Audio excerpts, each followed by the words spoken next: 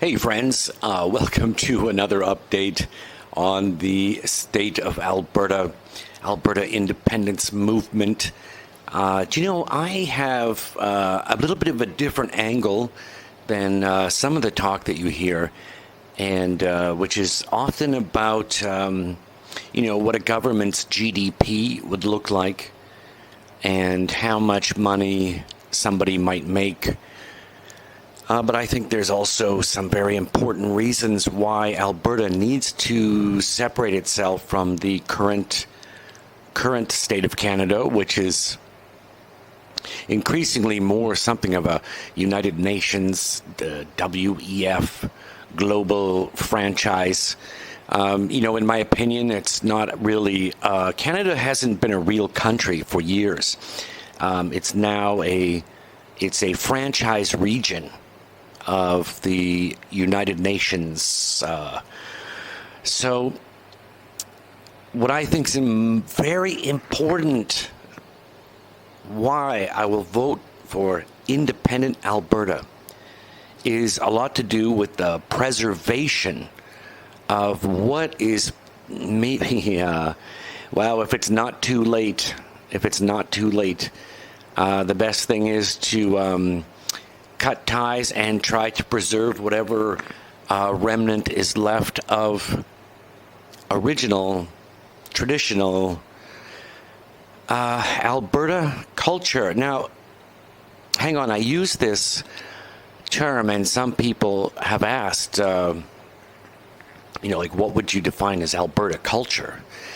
So I think this is a good question. As you guys, some of you know, I often travel overseas. I've been on tour recently. And one of the things when you go overseas, they say you learn more about your own country when you're away from your own country. And that's definitely true with Canada, especially if you're away for a while and then you come back. You'll realize just how crazy things have changed. And now some people might expect me to tell you about mass immigration, so I will. If friends and family will know that I actually, to some extent, to a degree, I've always been pro-immigration, including from cultures that are most foreign to Canadian culture. And, because I always thought it was healthy. It's a healthy thing to bring in something else, especially when your culture starts to come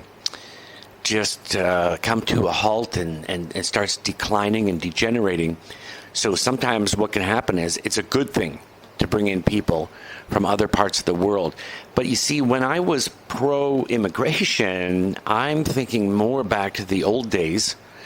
When I grew up, we did have, as a matter of fact, many different people from different cultures. So not just an Anglosphere. Guys, I'm going to introduce a word too that doesn't get used anymore. It's an archaic word, but Christendom, which kind of maybe describes the Western European culture that is, for a few thousand years almost, has been premised in Christianity. And there could be many, many hours of videos about this. But if you have the time, you can eventually explain to people why so much of what we do, how we think, what we premise, is based on Christendom. It is based on it's a biblical based culture, of which Canada was one of them. In all thy sons command. Some people say that's soldiers, but I think it is the Son, right? The Jesus Christ. So it sounds like I'm going to go off on a sermon, but I do have to mention this to set some things up. But yes, indeed, part of Alberta independence is going to be an attempt to, because what they used to call, they used to say, well, there's some kind of crazy conspiracy theory called replacement theory that's claiming that these globalist types are going to replace us with different peoples from different countries. But it's not a theory anymore. They are doing it. They'll blatantly say, I mean, it's just right out of their mouth at the camera, yeah, but we need to replace ourselves. So we have to have immigration.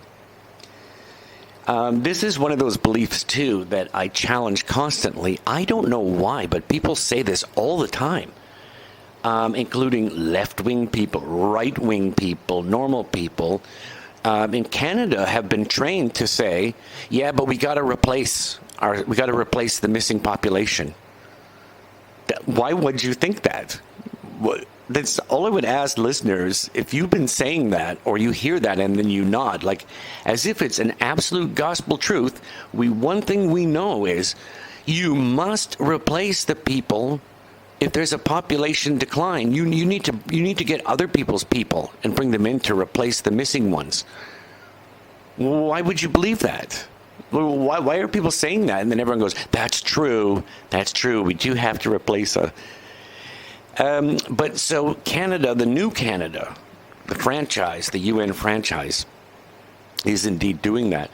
But as I mentioned to you guys before, sometimes when you are away for a while, you come back, you will be stunned because, maybe, I don't like, by the way, if you boil a frog slow enough, it doesn't notice. But it is true. There is things like when you, like sometimes I think I'm getting fatter, but I don't notice it. I don't see it because it's incremental. Then maybe I meet an old friend and he goes, dude, what's up? You look like you're fatter. Why? And then I realize maybe I am, but and sometimes it's skinnier. But you see, you don't notice these things sometimes when you live in them, and it's incremental. But what a shocker. I hadn't been in Calgary for, oh man, I want to say 10 years, or it might have been more, not counting the airport for layovers but I arrived in Calgary last year. I couldn't, it's something you can't get your head around. You try to make an explanation. Like, I swear, I thought, okay, as I walked through the airport and out into Calgary City itself, and I thought, I think there must be, okay, there's a student, okay, I get it. I see what's going on. I've arrived, and they're doing an international students exchange, like a work experience exchange program. That must be what's happening. So all the colleges and university and even the high schools, maybe they've worked with all the local businesses, have signed on to give all of the, and in this case must be Punjab Sikh Day. So I thought, wow, do you know what I mean? Like, so your mind is trying to find an explanation for what you're seeing that's so strange to you and breaks your reality of what you knew, in this case, of Calgary. So my brain, so that's what I actually tried to think of.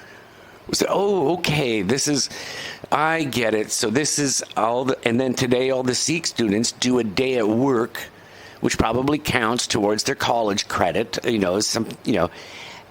then who knows, maybe tomorrow it'll be normal, the regular staff, but it wasn't. It was, they'd replaced all of the local Canadian people with, which they call students, but they've increased actually, it used to be international students. I think you could only work on campus, and you might have been allowed 8 to 15 hours or something like that off-campus work, which could only be part-time and contribute to your, but now they can make that mean whatever they want, and that's what it was. And it was also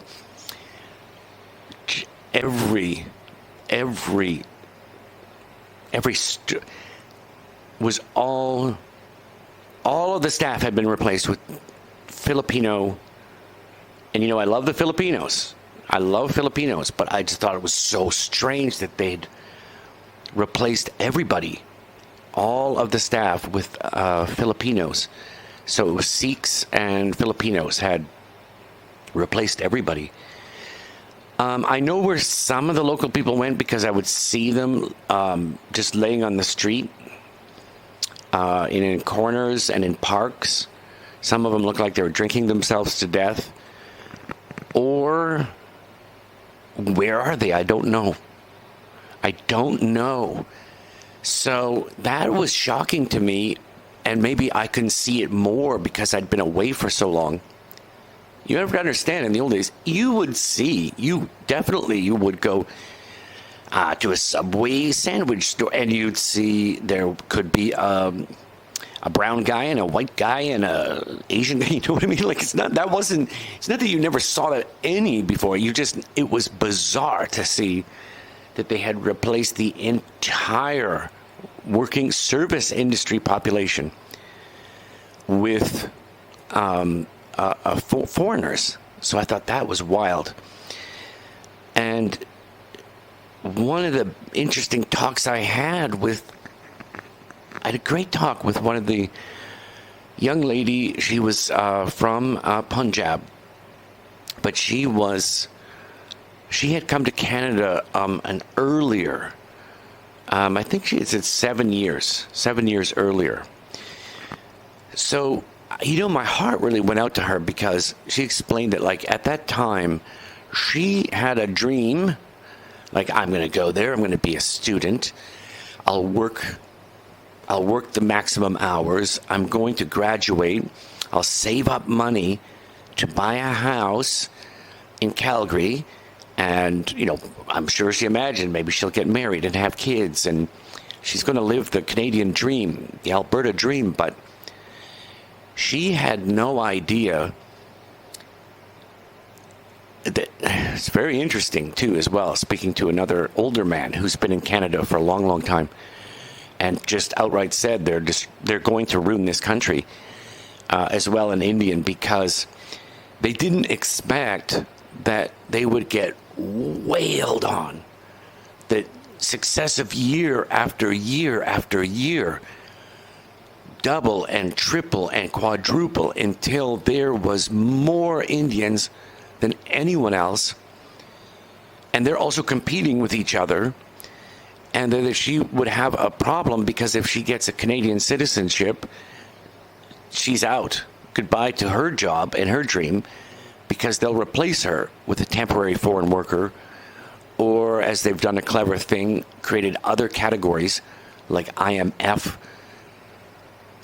international mobility something. So the average Canadian person doesn't know what that means, but it's, of course, even more foreign servants are brought in that way. And that was a lot to do with the federal government. There's people that even theorize that the federal government is doing that purposely. They do not want a traditional European Christian culture, which is the one thing they hate the most. And so they use, which is, in fact, if you've traveled around, you might know that this is a very Soviet thing. So they will, if my friends are Star Trek nerds, it's like the Borg. They use them like the Borg. But they'll dilute a population by sending. In China, for example, in their southern province, they'll send as many as 50% or more of the population to be Han Chinese, which will dilute and overtake the, say, native Miao or Zhuang or whatever population. This will actually go on. You've probably heard of cultural genocide. And you've asked, well, because, I always think this is interesting. The UN loves to talk about cultural genocide. It's everywhere except for Canada and Alberta. They would, you know how it works. You'd be a racist if you brought that up. It's like a reverse thing. We'll say, but in Xinjiang in China, you've probably heard of that. The accusations of cultural genocide. Well, how do they do that? Is maybe the Han ethnic Chinese that you and me would think about. They will continue. So what they'll do is they'll disperse the Uyghur Turkic peoples out and make it so that for them to get a job, they have to move. And I know there's people in Canada that are really hyped about that. If you can't earn a living, then you better move. But actually, that's what starts the cultural genocide, because they move out and then they move in millions and millions and millions until they'll get till 65% Han Chinese that will live in Kashmir and Xinjiang province, and in the cities, Urumqi, which is now probably 60% Han. So what'll happen is that will remove that culture. I have the worst depth perception, you guys. You might notice I'm wearing an eye patch. I keep trying to put this in my nose, and I should stop doing that. Probably viewers don't enjoy it. So anyway, guys, that is, I'm going to leave this video here right now as one. This is part one of why people in Alberta, and this is actually includes people who are immigrants, but they're the old school kind that thought when you came to Canada, you were going to live the Canada dream. You came to Canada because you liked what Alberta's culture was. That's why you came. That's why you came here, to be part of that. So this actually is a message as well to people who are the old school immigrants, who are first and second generation, who became Canadian people and adopted these types of values. And these type of immigrants don't want to be deluged with 7 million of their former countrymen showing up and washing them out before they can even meld into the pot, you know. So they always say that, right? A melting pot. I don't know if I love the melting pot analogy, but the point is, you know, that you want people to come in certain levels, certain kinds of people that will blend in first, and then you can have more immigrants come in later who also blend in again. It's more natural, by the way. But this unnatural delusion, and I will say this, I do believe that if Alberta does not set a referendum, and in 2026, if it does not vote for independence from Canada, in fact, until that happens, you watch, they are going to try to send as many, as particular Islamic, the most foreign refugees, asylum seekers, illegals, and as well as migrants. They're going to try to send as many as possible into Alberta and Saskatchewan, as if their life depends on it, as if everything depends on it. And so what I would say is, this is going to be, can I just make this the video? It's just going to be, this is just the start, but I do want to talk to you guys later about what exactly that means to try to preserve what's left of our culture. There are actually some reasons. Alberta does have some unique, I don't have to say unique, do I? But it has its own culture. And the prairies have their own culture. And I'll touch on that in the next video I make. We'll leave it at that. And then I'm going to try to do a little series here explaining why separation from Canada and an independent Alberta is going to be the only way to save whatever remnants are left of our original and established culture. Okay. Thanks, guys.